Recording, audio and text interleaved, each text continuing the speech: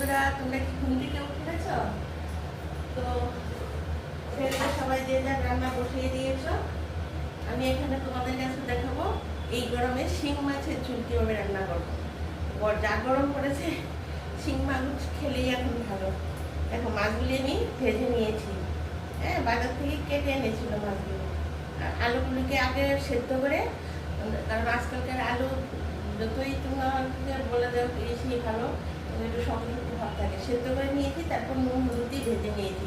মাছটাকে ভালো করে নুন দিয়ে ধুতে হবে, জলের মধ্যে দিয়ে ভালো করে অনেকবার করে নুন দিয়ে ভালো করে ধুয়ে নিয়েছি।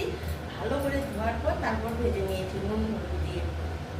আলুটাকেও ভেজে নিয়েছি।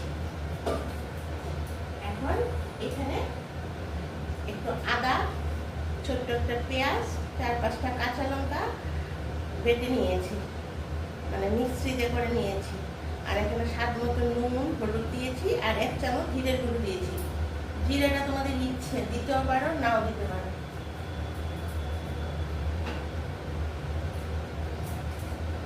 আর এটা যদি মনে করো কেউ পেঁপে দিয়ে খাবে বা কাঁচকলা দিয়ে খাবে, সেটা আলুর পরিবর্তে আলুর সঙ্গেও পেঁপে দিতে পারো, আলুর সঙ্গেও কাঁচকলা দিতে পারো, আবার শুধু আলু দিয়ে করতে পারো, যেটা ইচ্ছে মানে মানাবে আর কি। পেঁপে আলু দিলেও ভালো লাগবে, শুধু পেঁপে দিয়েও ভালো লাগবে, শুধু কাঁচকলা দিয়েও ভালো লাগবে, আবার আলু পেঁপে আলু কাঁচকলা যেটা দিয়েই ভালো লাগবে। শুধু আলু দিয়ে গেছি।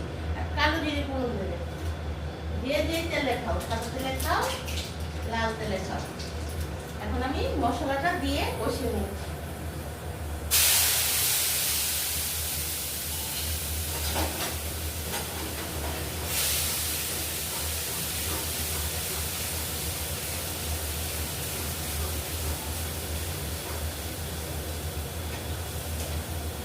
আমি ভালো করে কষিয়ে নিয়ে তারপরে এটার মধ্যে একটু বেশি করে ঝোল দিয়ে দেবো, কারণ শিং মাছের গরমের মধ্যে পাতলা ঝোল একটু একটু ঝোল ঝোল হলেই এটা ভালো লাগবে।